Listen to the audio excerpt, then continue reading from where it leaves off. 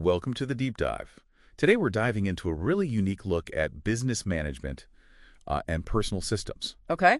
And it's all thanks to a book called Work the System by Sam Carpenter. Yeah. And what I thought was really fascinating about this was it's not just sort of like a business theory book, you know? Right. It's really rooted in the story of a real business. Yeah. And so that's kind of the mission for our deep dive today, is to help you see maybe your work or your life through this kind of system lens and uncover maybe some hidden opportunities for efficiency and freedom. Absolutely. And Carpenter's journey starts as an electrical engineer. Okay. And he finds himself running a 24/7 telephone answering service called Centratel. Oh, wow. Now, you would think that that would be a pretty straightforward business, right? Yeah, you would think. You're just answering phones, taking messages. Right. But Carpenter quickly learned that even something seemingly simple can become incredibly complex, especially when you're dealing with that constant pressure of keeping everything running smoothly 24/7. Right, so he's living that entrepreneurial nightmare. Yes. The cash flow issue staff, Yeah. turnover customer complaints working around the clock. Exactly. He even called this being a fire killer. Yeah, he did fire killer. It's that feeling of constantly putting out fires, but never having the time to actually figure out why those fires are starting in the first place. Oh, it's so frustrating. It is. Yeah, you can almost picture it like a never-ending game of whack-a-mole, right? Yeah. Like you knock one problem down, two more pop up somewhere else. Wow, exhausting. It's exhausting just thinking about it. So how did he escape that cycle? Well, Was there like an aha moment? There was a specific aha moment that changed everything. Okay. He was facing a payroll that he couldn't meet, essentially staring down the potential collapse of his company. Oh, wow. And it was at the very moment that he realized, I've been so focused on just putting out these fires that I failed to see Centratel for what it really was. Right. It's a machine. Okay. It's a system with interconnected parts. And, you mentioned that he was an electrical engineer by training. Yes. Did that background play into this realization at all? Absolutely. Okay. Just like electrical grids are made up of all these individual components working together. Right. Businesses are the same way. Yeah. And just like an engineer would analyze a circuit to troubleshoot a problem, he realized that he needed to step back and view Centratel with that same objective kind of systems-oriented lens. Right. He had to become, as he puts it, the project engineer of his own company. So instead of reacting to the problems, he's now analyzing the systems that are causing the problems. Exactly. And the shift in perspective from fire killer to systems thinker. Yeah. That was the turning point for Carpenter and for Centratel. It makes sense. But how do you actually operationalize that? How do you put that into practice? Well, Carpenter is a huge proponent of documentation. Okay. He believes that having clear written procedures is essential for consistent, high-quality results in any business. So it's not enough to just have it in your head? No. It needs to be clearly defined. It needs to be out of your head, and it needs to be accessible to everybody who's part of that system. Everybody's on the same page. Everybody's on the same page. Okay. And he uses a great example from Centratel to illustrate this point, and it's something that they call the deposit procedure. Okay. And before they documented this process, there were inconsistencies in how deposits were handled. And that would lead to errors, inefficiencies, sometimes even bounced checks. Yeah, that's not good. It's definitely not something you want. So how did documenting that seemingly simple procedure change things? Well, they created this step-by-step guide that outlined exactly how every deposit should be handled. Okay. From verifying the checks to recording the information, all those details. Right. And this eliminated the errors and guesswork. Okay. But here's the real benefit. Yeah. Once that system was documented and it was running smoothly, Carpenter realized he never had to personally handle deposits again. It freed him up. It freed him up. That's awesome. And that's a key takeaway here, right? Yeah. By systematizing and documenting these processes, you're not only improving efficiency, but you're also freeing yourself from that constant need to be involved in every little detail. So you're building a business that can run without you. That's the goal. Carpenter calls this moving beyond your mechanical prime time, or what he calls MPT. Okay. Mechanical prime time. I haven't heard that one before. Yeah, so think of it as the time that you're spending directly doing the work that keeps your business running. Okay. Right. It's the essential stuff, but it can also be a trap. It's like you're on that hamster wheel, even though you're the one who built the hamster wheel. Exactly. And Carpenter argues that true freedom comes from building a business that can generate income. without you constantly needing to be in the driver's seat. Okay. And that's where systemization becomes truly powerful. So it's working on your business, not in your business. Yes. Creating systems that can function without you. That's it. Now, is this just for businesses? Well, that's where things get really interesting. Okay. Carpenter argues that these same principles can be applied to any area of your life. Okay. Health, fitness, relationships, finances, you name it. So you can take that same objective analytical approach Absolutely. and apply it to your personal goals. Yes, it's about identifying the systems, the habits, the routines that are shaping your life, Right. and then optimizing those to achieve the outcomes that you want. So it's like being the project engineer of your own life. That's the idea. Okay, I like that. You're being intentional about designing your life rather than just reacting to whatever comes your way. So what are some examples of how he applied this to his own life outside of work? Well, one example is how he used systems thinking to improve his health. He realized that his busy schedule and inconsistent routines were negatively impacting his well-being. So he actually created systems to address those issues.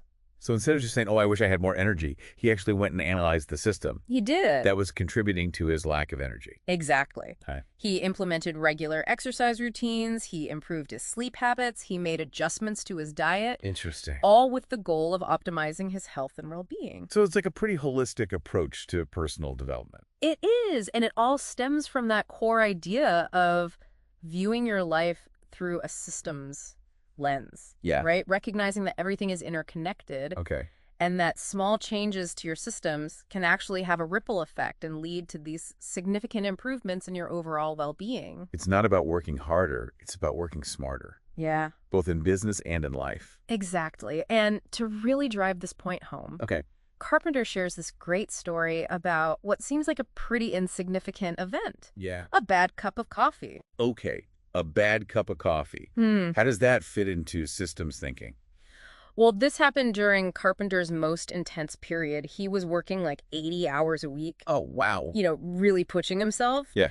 And one morning, desperately needing caffeine, Of course. he stopped by a local coffee kiosk, ordered his usual strong black coffee, and was met with this like lukewarm, weak, and tasteless disappointment. Ugh. I've been there. Yeah, we've all been there. But what does that have to do with systems? Well, Carpenter realized this wasn't just some like random bad cup of coffee. Right. This was a symptom of a flawed system within that kiosk. Okay. Maybe the brewing process wasn't timed correctly. Right. Maybe the equipment wasn't maintained properly. Maybe the staff lacked adequate training. Yeah. But whatever it was, there was a system failure. So even a small system failure like that can negatively impact the customer experience. Absolutely. And here's the thing. Years later, Carpenter still found himself avoiding coffee kiosks, subconsciously associating them with that one bad experience. Wow. So it really goes to show how much these seemingly small details Right. can actually affect our perceptions and our choices. It's a good reminder that systems are at play everywhere, even in those everyday things that we don't really think about. They are. And it highlights the importance of getting those systems right, Exactly. no matter how small they might seem. Right. But how do we actually do that? How do we identify and improve those systems? Does his book give us some advice? It does, and that's what we'll dive into in part 2 of our deep dive. Okay. We'll explore some of Carpenter's more counterintuitive insights about business and life. Okay. Those aha moments that can completely change how you approach your work and your personal goals. Well, I'm definitely hooked. Great. Listeners, if you're starting to see your work and your life through this new systems lens, Yeah. stick around for part 2, where we'll unpack even more of Carpenter's insights from Work the System. We'll be back in a flash. Welcome back to our deep dive into Work the System. We left off talking about how even those small systems, like behind your morning coffee, can have a really large impact. Yeah, it makes you appreciate those businesses that really get it right. It does. They've clearly mastered their systems to create that seamless experience. Yeah, for sure. But I'm ready to hear about some of those counterintuitive aha moments Okay. that you mentioned. What were some of the things from the book that really challenged conventional wisdom for you? Well, one that often surprises people is what Carpenter calls the 98% rule. The 98% rule. Okay. And essentially, he argues that in most business situations, striving for perfection is actually counterproductive. Really? Yeah, he says good enough is often the ideal that you should be aiming for. That does sound kind of counterintuitive. I mean, shouldn't we always be striving for excellence? It's not about settling for mediocrity. Okay. It's about recognizing where to focus your energy and your resources. Okay. That extra 2%, chasing that often takes a disproportionate amount of effort and time resources that you could be putting toward other areas that might have a bigger impact. So it's about strategically allocating your resources and recognizing that sometimes that final push for perfection just might not be worth the cost. Exactly.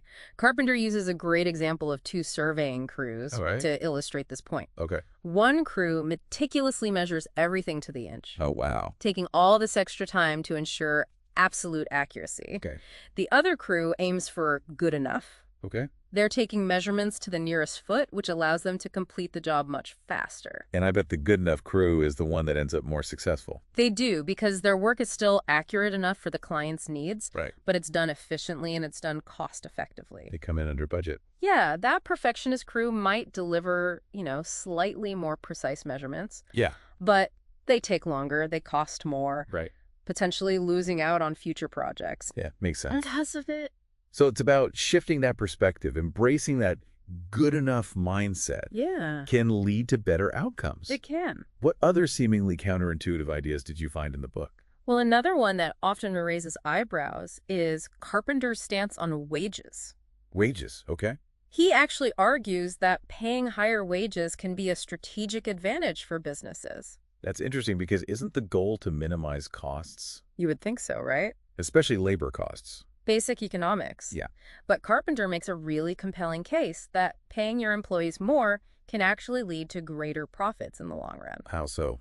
Well, think about it. Higher wages attract and retain better employees, which reduces turnover and leads to a more experienced and skilled workforce. Oh, you invest in your employees. You do. Create a culture that values them. Yeah. They're more likely to be loyal and productive. Exactly. And Carpenter's experience at Centratel actually backs this up. When they implemented a policy of paying significantly higher wages than their competitors, they saw a dramatic decrease in staff turnover. Okay. Improved employee morale and productivity. Interesting. And a noticeable improvement in the quality of service they provided. So it's not just about the immediate cost of labor, it's about the long-term value that a well-compensated and motivated workforce brings. Yes, and this leads to another one of Carpenter's really powerful concepts. Okay. He calls it point-of-sale thinking. Point-of-sale thinking. Okay, what is that? So it's about taking immediate action, Okay. tackling tasks and making decisions the moment they arise, rather than putting them off for later. So if an email comes in and you need to respond, you respond right away instead of adding it to a to-do list? That's it. That's going to just keep growing and growing? Yeah, or if a decision needs to be made, Yeah. you gather the necessary information and you make the call. Right then there. Rather than procrastinate. Okay, so point-of-sale thinking is all about eliminating procrastination? Yes. Keeping things moving forward. Exactly. And does that require a lot of willpower? Well, it's not just about willpower. Okay. It's about designing systems that support this way of working.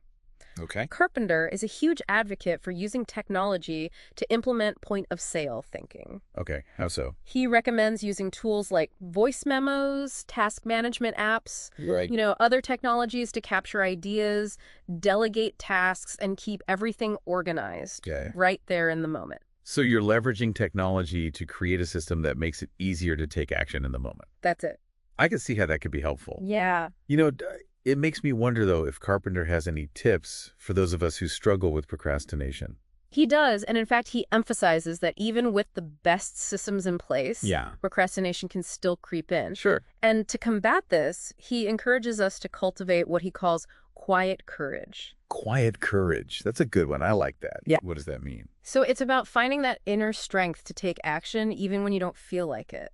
Yeah. It's about pushing past fear, self-doubt, those internal voices that are telling you to put things off. It's about showing up for yourself and taking those steps forward, even when it feels uncomfortable. Exactly. Do you have any personal examples of using quiet courage to overcome procrastination? You know, I used to really struggle with getting started on large writing Oh, projects. yeah. You know, that blank page just felt so I daunting. know the feeling. But I realized that was really just my fear talking. Okay. And so I started setting a timer for just 15 minutes Uh-huh. and telling myself I only have to write for that short amount of time. Okay. And because 15 minutes felt so manageable, Right. it was much easier to overcome that initial resistance. Yeah. And often, once I started writing, you know, I would get into a flow. Right. And I would end up working for much longer than 15 minutes. That's how it worked. But it was that small act of quiet courage that had a really big impact on my productivity. It shows that those small acts of courage can really build momentum. They can. Help you achieve those bigger goals. Yeah, and Carpenter is a big believer in celebrating those small wins. Okay. He argues that recognizing and acknowledging your progress, no matter how small, can really boost your motivation and help you stay on track. It's like giving yourself those little rewards along the way. It is. To reinforce those positive behaviors. Exactly, and this ties back to the importance of having clear goals.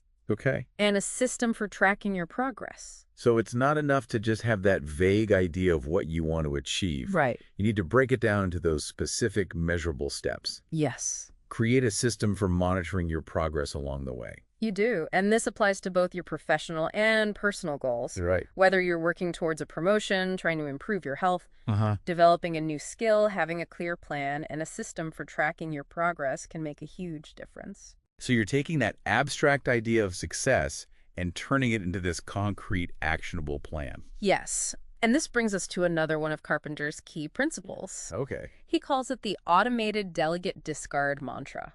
Okay, automated delegate discard. Tell me more about that. So it's a really powerful tool for streamlining your workflow. Okay. And maximizing your efficiency. Okay. The idea is to look at every task and ask yourself 3 questions.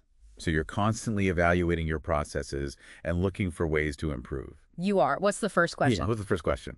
Can this task be automated? Okay. If so, find a tool or a technology to take it off your plate. Makes sense. We have so many tools at our disposal these days. We do. It makes sense to leverage technology. It does. Whenever possible. To free up our time and our energy. What's the second question? The second question is, can this task be delegated? Okay. If so, find someone else who can handle it effectively. Now, delegation can be tough for some people, It can. especially those of us who like to have control over every detail. Yes, but it's essential for Sure. freeing yourself up to focus on the things that you do best. Okay. And Carpenter stresses that building a strong team is really essential for success. Okay. He believes in empowering your team members and leveraging their strengths to create a more efficient and effective organization. So the idea is to surround yourself with capable people Yes. and then create systems that allow them to do their best work. Precisely what's the third question? Okay, what's the third question? Does this task even need to be done at all? Ooh, If it's not essential, discard. that's a tough one. It is, but it's so important. But I can see how that could be very liberating. It can. To free yourself from that unnecessary busy work. It's about being ruthless with your time and energy and focusing on the things that truly move the needle. So this mantra is all about constantly evaluating your workload, Yes. streamlining those systems, and maximizing efficiency. That's the essence of it. I love it. And it's not just about business, is it? It's not at all. It's about life, too. Carpenter's philosophy extends to all aspects of life. Yeah. He believes that by mastering your systems, Uh-huh. you can achieve greater success and fulfillment in everything that you do. It's like becoming the architect of your own destiny. Exactly. And that's what makes his work so inspiring. It does. Because he provides us with these practical tools and this really powerful mindset for achieving greater control, Yeah. freedom, and fulfillment in our lives. Okay, so how do we do that? What's next? Well, that's what we're going to be exploring in part 3 of our deep dive. Okay. We're going to delve into Carpenter's actionable takeaways, Okay. those concrete strategies that you can start using today Awesome. to optimize your systems for peak performance. I can't wait. It sounds like we're going to get into the nitty-gritty of how to apply these principles Yarr! to our own lives, listeners, if you're feeling inspired to upgrade your systems. Take control of your time and your energy. Be sure to tune in for part 3, where we'll unpack even more of Carpenter's wisdom. From Work the System. Welcome back to our final deep dive into Sam Carpenter's Work the System. It's been a great conversation. We've covered a lot of ground, We have. from embracing the idea of good enough Right. to the power of point-of-sale thinking. Absolutely. And how those principles apply not just to business, but your personal life as well. Yes, and I'm excited to get to those actionable takeaways. Okay. What are some things listeners can start implementing like today? Well, one of the most practical tools Carpenter offers is the concept of biological prime time, Biological prime time. or BPT. Okay, what is that? So it's about figuring out when your energy levels and mental focus are at their peak throughout the day. Okay, so those times when you feel most alert and productive. Exactly, those in the zone times. And how do you figure that out? Well, Carpenter suggests tracking your energy and focus for a week or two, noting those times when you feel most in the zone. So you're finding your personal productivity sweet spot. That's it. And then what do you do? You protect it. Okay. So schedule your most important tasks, those ones that require, deep focus, creative thinking, Right. during those peak performance hours. Okay. So let's say you're a morning person. Your BPT might be, from 8:00 to 11:00 a.m. Mm-hmm. That's when you tackle that challenging work. Got it. And what about the times when you're not in your BPT, when your energy dips a little bit? Yeah, Carpenter suggests using those lower energy periods for tasks that are less demanding. Okay. Things like answering emails, scheduling meetings, those routine tasks. So it's like creating a personalized schedule that aligns with your natural rhythms. It is. That makes sense. And to make the most of your BPT, do you recommend things like time blocking? Yes, time blocking is a great technique. So allocating those specific chunks of time. Yes, for different tasks, it's like creating a roadmap for your day. Making sure you're dedicating enough time to your priorities Okay. without getting sidetracked. Now, what about all those tasks that aren't essential? Well, that's where Carpenter's automated delegate discard mantra comes in. Right, like the Marie Kondo method for your to-do list. I like that. You're holding each one up and asking, does this spark joy? Does this need to be done by me? Exactly. It's about being mindful of where your energy is going. Okay. So first, look for tasks that can be automated. Right. Things like email filters, Uh-huh. social media scheduling tools, Right. or even using software to automate bill payments. Okay, so use technology when you can. Yes, and then think about what can be delegated. Oh, delegate. Build a strong team, empower them to take ownership of their work. Sometimes it's hard to let go of that control. It can be, but it's so important. Yeah. And remember, delegation isn't about dumping tasks on people. Right. It's about giving your team members opportunities to grow and develop their skills. Right, makes Yeah. everyone more invested. And then there's that last one, discarding tasks altogether. Yes. How do you decide what's truly essential? Be ruthless. Okay. If a task isn't directly contributing to your goals, Yeah. it might be time to let it go. If you stop doing it, would anything happen? What would happen? Ask yourself that. So be intentional with your time. Yes. And even with the most streamlined systems, we all face moments of procrastination. Of course we're human. And that's where quiet courage comes into play. Right. Summoning that inner strength. Find that inner strength. Even when you don't feel like it. Exactly. How do you cultivate that? Start small. Okay. Break down those daunting tasks into smaller, more manageable steps. Sometimes it's just about getting started. It is. And remember to celebrate those small wins. Right. Every time you choose action over procrastination, you're building that quiet courage muscle. It's not always about the giant leaps forward. It's not. It's the consistent small steps that lead to big changes. And remember, systemization is an ongoing process. So it's not about finding that perfect system and then just letting it run. No, it's a continuous journey Okay. of refining and improving. So always be learning and growing. Yes. Always looking for ways to optimize. This has been great. I'm walking away with a whole new perspective I am too, on how to approach my work and my life. It's amazing how much clarity and freedom you can gain by just shifting your perspective and embracing that systems thinker mindset. And listeners, we hope you feel the same way. If you're ready to dive deeper into Carpenter's world, Yeah. pick up a copy of Work the System. It's a great book. It has the potential to transform not just your business, but your entire approach to life. So where in your work or life do you see the biggest opportunity to apply these principles? What one system could you improve this week to make a noticeable difference? Thanks for joining us on this deep dive into Work the System. Until next time. Keep exploring, keep experimenting, and keep working those systems.